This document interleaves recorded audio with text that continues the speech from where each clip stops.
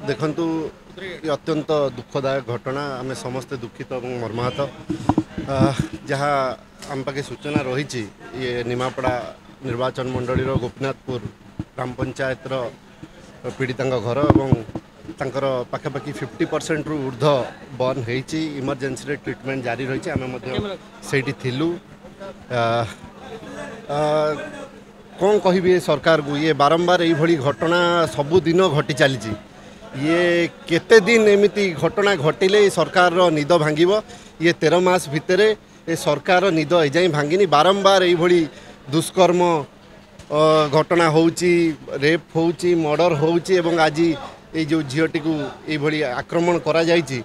तार पछरे किए अच्छी तार तुरंत एक्शन निया जाऊ एवं तांको धरा जाऊ एवं खाली तदंत प्रक्रिया कले हम ना एक्शन नेले ही लोकंर विश्वास आसो क्रिमिनाल मानकर डर जो डर भय भांगी जाकू जदि आम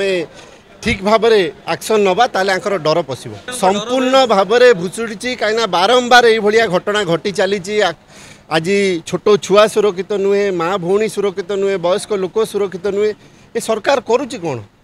ये उत्तर दिंतु एवं अत्यंत दुर्भाग्यजनक घटना या ठीक भाव में यार समीक्षा करिकी यार तदंत करिकी दोषी को तुरंत धरिकी एक्शन निया जाऊ आ तदंत कले हम ना इमरजेंसी रे ट्रीटमेंट चली भितर ट्रीटमेंट जारी रही आउ किछि समय परे हॉस्पिटल रो तरफ आपन ब्रीफिंग रे डिटेल जणेबे किंतु मु आपन जरिया रे निवेदन करी मोहन बाबूंकर सरकार को ये तांकर निद भांगू एवं एक्शन नियंतु।